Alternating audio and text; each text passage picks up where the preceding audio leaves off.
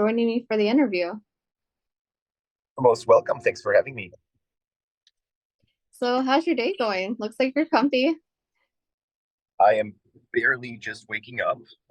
We're on the way to Roseville, California today, where we're going to play tonight at a place called Goldfield Trading Post. And Okay. yeah, San Francisco yesterday was really good. And as you can tell, our daily routine is quite crooked compared to normal life. We're going to bed very late and then waking up late and sleeping pretty shitty in this vehicle. So the day usually just begins around like noon and then goes on until like, yeah, 3 a.m. is when we're usually in bed earliest, basically. So that's touring life in the bandwagon. Sounds exciting and a little exhausting, honestly. Yeah, it is. Indeed. So, I know that album came out last year. How do you feel that it's out and you're playing the songs now on your tour? Sorry, what's that? How do you feel now that the album is out? I know it came out last year, but how do you feel about touring with the new album? Well, it's great to finally play those tracks.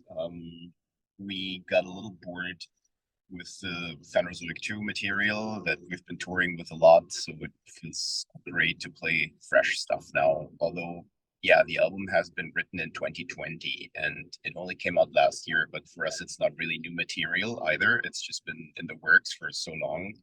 But yeah, playing it live is new and still feels fresh. And it was a bit of a challenge at first because it's very different. It's more mellow. We're only playing the first 5 tracks of the record live so far. So it's a mixed set list of new and old stuff. But like those first 5 tracks are quite a journey, and we tried mixing it with older stuff first, and it wasn't really working out. So now we've put them at the beginning of the set and just embraced the fact that it's a slow journey, and now we really like it. It's an amazing challenge somehow, to get yourself in the mood for that, and it's now it works really well.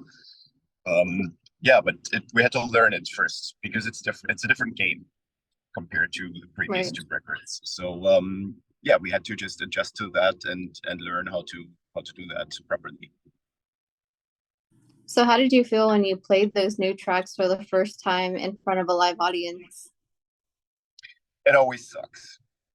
Make no mistake about that. It's like no matter how well you're rehearsed, you won't know how something goes down until you actually do it to an audience. And it just takes some time until you get there. And I'm not talking playing wise. It's I don't know, it's something weirdly metaphysical. Like you just have to do it over and over again and see how people react and also how you feel with that in order to get it to the point where you feel comfortable with it. So the first couple of shows were where we played this new material was on the tour we did with This Will Destroy You in Europe in October last year.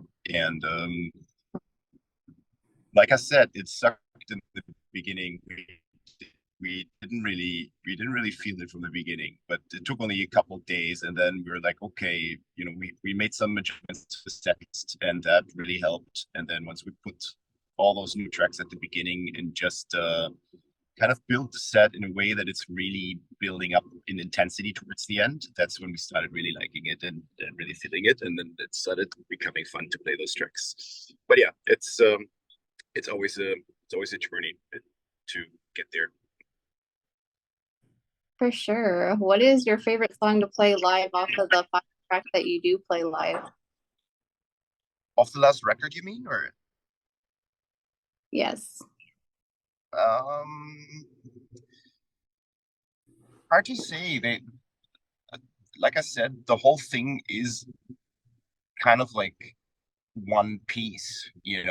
We like those first 5 tracks for me. They belong together. They were written together in one chronological sequence, although it's separate tracks, and they're meant to be played like that. So to take out one piece and say this is my favorite is not even really possible. I mean, if I had to do that, I would say Atlantic track 4.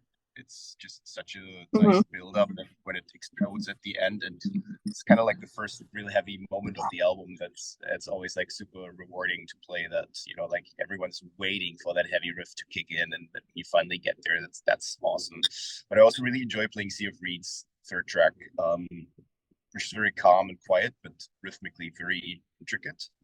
Um, Hmm. and yeah, like once we had the dynamics of that song right, and also all the sounds dialed in, all the clean guitar tones, it just started sounding and feeling amazing to play that track, and we really enjoy it every night. It's the quietest song in the track, but probably the one we all enjoy the most, I think, to some degree. Well, that's cool. I kind of like songs like that where, it kind of starts out, calm and everything, and then the metal riff hits. They're like, okay, here it is. Yeah, exactly. That's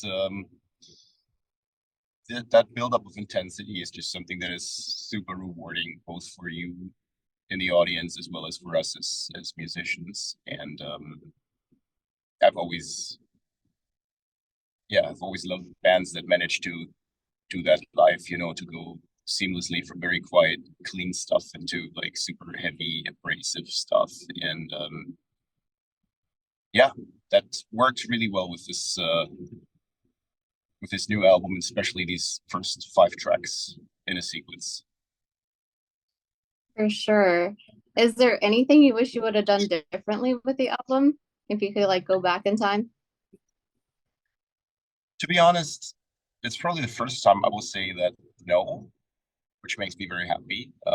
But it's also that the album is still fairly fresh, so maybe something will still come up. But for now, I'm very happy with um, pretty much every aspect of it. The production is flawless, I think, and it's we've been chasing the sound of this record for such a long time. Like we had a rather I think a rather precise idea of it, but we just didn't know how to get there, and also who we wanted to have mix this album. And we got test mixes done by a bunch of people that weren't really good. And so at one point we felt like we're chasing ghosts, like this what we're looking for just doesn't exist. But eventually, Mhm. our old friend and ally Karl Daniel Lidén came around with a test mix that was like, okay, finally, this is it. So yeah, so we chose him to mix the record, and there was a great choice. And like I said, the production is just exactly how I wanted it to be. So there's nothing I would want to do different on that. And the artwork has been in the making for like over a year, and we also completely overhauled the initial drafts that we had, and that was a good thing that we did because it was too similar to previous Ocean stuff, and we wanted this album to be something radical and something more modern without feeling Mhm. like at all like a prog metal record. Something very like visually very iconic and simple, and at the same time modern without feeling prog. So that was the challenge, and yeah, I'm very happy with the packaging. And now that we have the box sets, the vinyl box sets in our hands, they just look amazing. So yeah, no regrets really, I have to say. And musically, it's the same. We haven't played all the tracks on the record yet, so the last 3 tracks we haven't even started playing yet. So I can't talk about Mhm. these. Sometimes you realize that something works great in the studio, but then when you try to play it live, it just doesn't translate the same way. Um, but with Right. the tracks that we have been playing, that's not the case.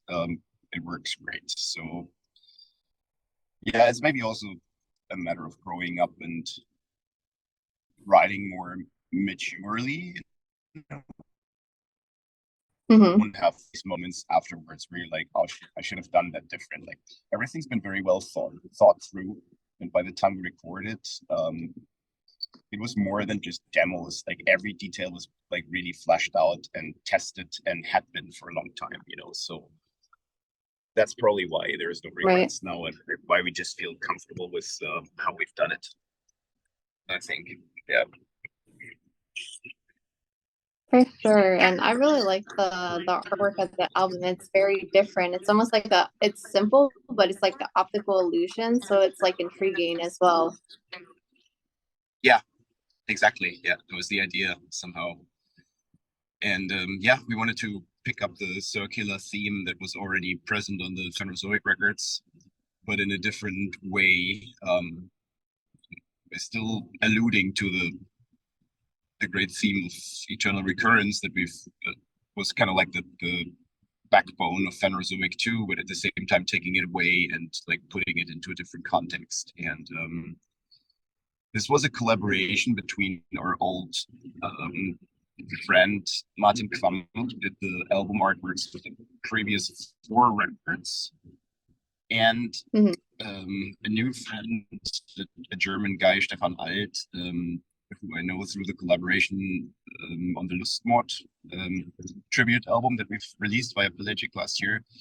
And they're very different, yeah, very different artists in their approach, but somehow they really clicked. And I had a feeling that this could work like that. And it was a really nice collaboration where Martin basically provided the illustrations and Stefan was taking care more of like the layout and the typography.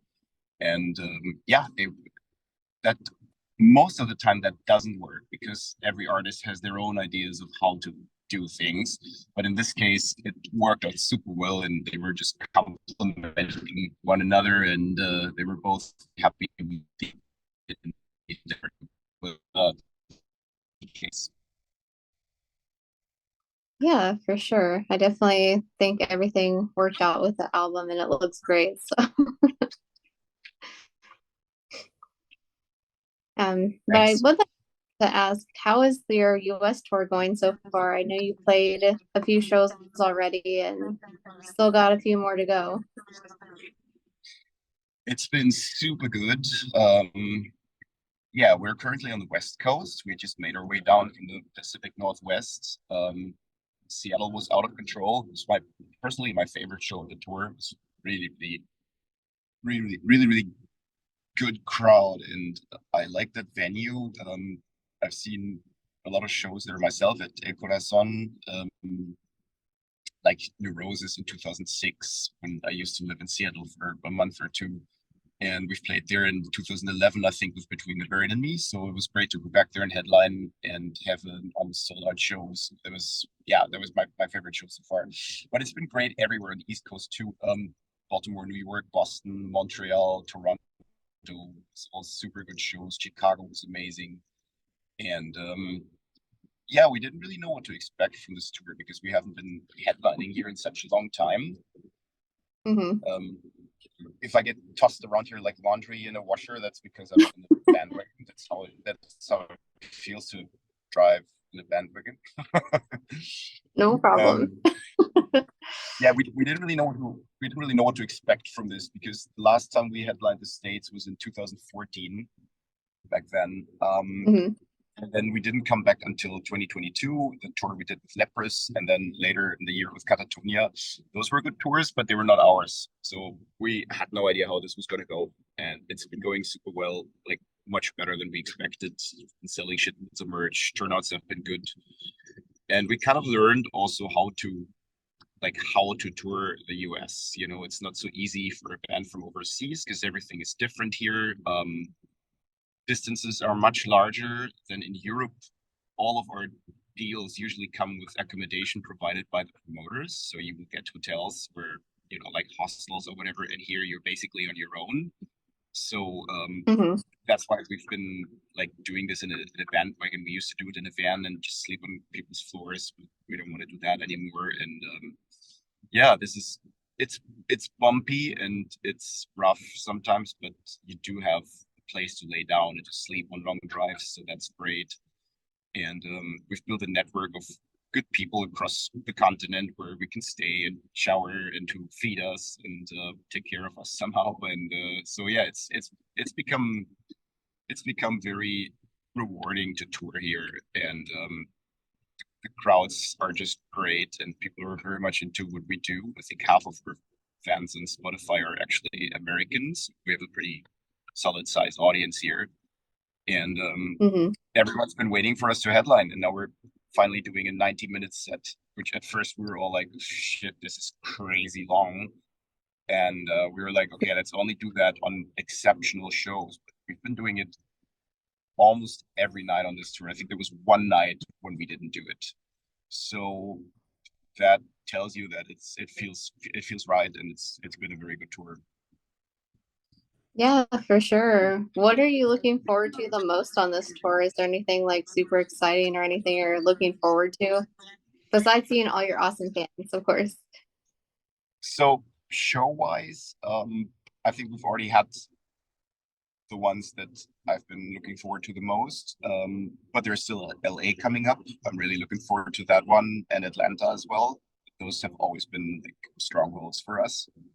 Um, and apart from shows, like I mentioned previously, we have like these kind of places that are almost like oases the um, in the tour desert, um, where we're always staying over, and really looking forward to that. So we have this friend in Idaho that we stayed with a couple of days ago. He has this amazing place in the wilderness with a huge house, and he always takes us out on hikes to a gorge. And that was a super nice off day, so that already lies behind us. But we have another guy in El Paso who has this house in the desert, and it's also always just like such a good day. Him and his wife make like huge Mexican food for us, and they have like an outdoor pool, and it's just like this super nice place to chill for a day. And we always have an off day between Phoenix and Texas usually, so we always pass through El Paso anyways. And yeah, we've been doing that on the last three tours already. It's always a highlight we're all looking forward to. Yeah, when do we finally get to El Paso? I mean, that sounds really nice. A big house, some really good food, and a pool. There's not much else you can really ask for, honestly. It's all you need on tour, exactly. And then some good sleep, and just everyone, you know, having a bed to lay down for a couple of hours and then hang out by the pool and drink tequila and eat Mexican food. It's as good as life can get. Yeah, for sure. So I know you kind of spoke a little bit on this, but if you could pick like three things, what would be the three things that you could not live without on tour? Hmm.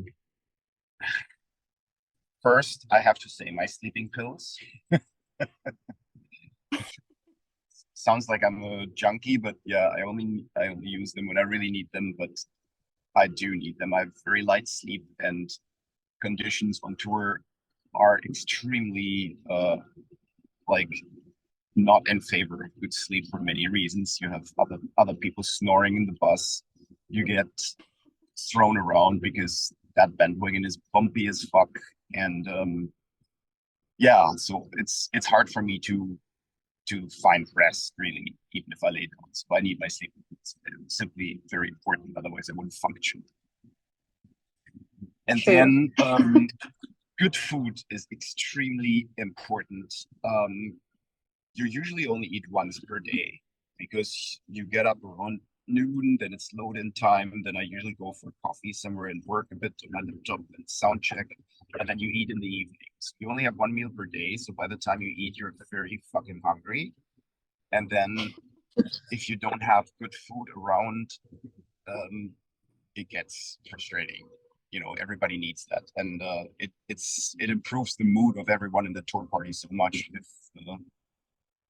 if there's yeah if they're well fed. So we started this program with fans that we call Feed and Greet. It's basically what you think it is. So people bring us food and drinks to the show. We hang out with them, let them watch sound check, and sign the records and take pictures with them and whatnot. So yeah, we started doing that already a couple of tours ago, and it worked amazingly well here in the States. It's just a really nice way to socialize and meet nice people, and at the same time get what we need. Because again, here it's not like in Europe where we have catering provided by the promoters. It's usually just a buyout, and even if that were enough, then you still need to go somewhere. And often when you play some suburbs, it's not that there's anything like within walking distance around. So it's just very convenient to Mhm. have people bring this to us to the bus.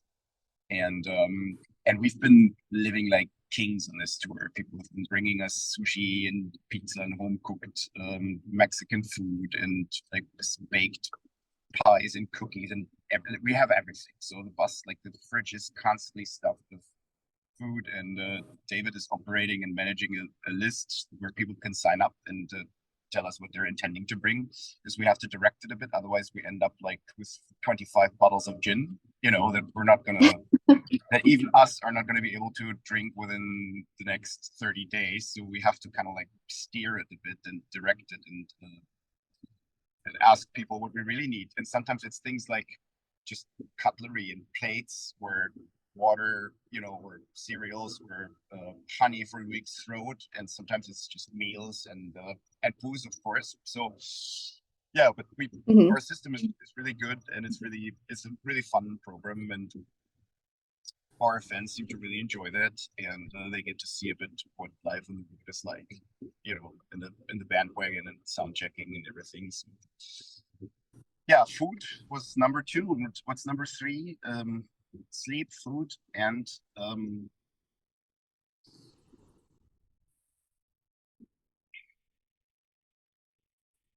well, my let's say my headphones are very important to me. You spend a lot of time laying in your bunk listening to music, and without my AirPods, that would be frustrating and boring. So I will put those on the list. For sure. Yeah, the feed and greet I saw on your website, like that's a really interesting idea. Are there any like fun or crazy stories that happened during those that you could share? Sorry, I couldn't hear that. Say that again, please. Is there any like funny or crazy stories that have happened at your feed and greets? Oh, every day. It's just, yeah, you get to meet fun people, and some are very creative. And like, there's this guy who always comes to our Phoenix show who brings a barrel of homemade mojitos, like literally a barrel. And so this guy we always have on the bus with us, and then it's just awesome to hang out with those guys. And there's another guy who makes tamale and like really brings the steamer into the bus, and like yeah, we've had so many good times just hanging out with people and cherishing their crazy ideas. Yeah, but it's also only like an hour of the day or half an hour of the day, so it's not too many crazy stories attached to that. Well, it definitely sounds like you guys are at least getting a lot of awesome food. I'm a little jealous. Exactly. And then I also did want to ask on the previous album, I noticed that the song was also the name, or the last song on the last album is the name of this album. Is there like a link between those two? Yes, there is. So this latest record was kind of an unwanted child of the pandemic. It was something that we were planning to make. It's something that just happened when our synth guy Peter is sadly not on tour with us right now. He's not well mentally, but he was working on these ideas that later became Holocene, mostly synth ideas. And he sent me that, and I was like, "Oh, this is cool." So I felt like I wanted to do something with it, and then I added guitars and drums to it, and then they became Ocean Songs, and this is what became Holocene. So that was a record that we hadn't really planned for. And when we had it done, we felt that it connected very well with the end of Phanerozoic 2, because like the track Holocene is also already quite electronic and going in this, like indicating, in this direction that the album Holocene ventured into further. And so it kind of made sense to connect the two albums conceptually as well. And that's why we took that last track Holocene and made that the title of the new record, and went kind of like further into detail there. So the Holocene epoch is divided into what they call 5 climatic ages, and that is like the track titles: Preboreal, Boreal, Subboreal, Equatorial, etc. Those are the climatic ages within the Holocene period. So it's kind of like, yeah, it's going deeper into the Holocene, which is the latest period in Earth's history, basically. But it's we use it more synonymous with just the modern age. And Holocene is a record that was written during the pandemic, and that is a record dealing with all different kinds of weird shit that was going on around that time, from the bizarre conspiracy theories that flared up to every track on the record kind of has its own agenda. So it's a very postmodern record, dealing with the diversity and the multitude of opinions and theories out there um, from different angles. But yeah, like I said, we just use it as a synonym for the modern age, if you want. So it is a direct continuation of Phanerozoic 2, but it was not something that we had planned for. It kind of happened because Peter just wrote these tracks, which were never meant to become ocean tracks, and then it did. And then we're like, okay, so we need to add another chapter to this record. And in the meantime, I had already written my own record at the same time without Peter, and that one Hmm. has been on hold since then. But it was written around the same time. It's in demo stage, and I'm quite excited to start working on that. Hopefully towards the end of this year now, because we've just been kind of touring nonstop since the end of the pandemic. The first tour that was possible was our US tour here with Leprous in 2022, and that was at a time when Europe was still completely shut down. So since then, we've been just touring on relentlessly. So we haven't had time to work on that second record, and yeah, recording just like writing for me is something that's very quick. Recording and fleshing out the artwork and writing lyrics, that's what takes a lot of time. And that's why we kind of put this second album on pause. But now I'm itching to continue and to get back into the zone there. Yeah, for sure. And I do have just one last question for you. Is there any message that you'd like to give your current fans, new fans, any fans that are going to see you on tour? Just any final thoughts, comments, concerns to them? Thank you all so much for supporting us throughout all these years. I mean, it's amazing to talk at shows to people who have seen us, like with Precambrian in 2008. It was our first American tour we did back then, and every night some people are coming up that know us back from those days. That's amazing. But a lot of people are also new to the party and only discovered us with Phanerozoic 2, I think. Um, and yeah, it's just for us, it's just really nice to see how this has grown and what a nice community has formed around this band of incredibly supportive people that um, bring us food, buy our merch, and are just very excited and enthusiastic about our albums and the conceptual side of it, the musical side of it, everything. So yeah, thanks to all you guys for being there. Without you, this wouldn't be possible. And I know I'm shaking in my bunk here, but we fucking love what we do. And yeah, can't wait for the next couple shows. Well, thank you so much for taking your time to interview with me, and good luck with the rest of your tour. And hopefully, it's not too shaky for you. I will survive. Thank you. No problem. Have a good day. All right. Take care. Ciao, ciao. Bye.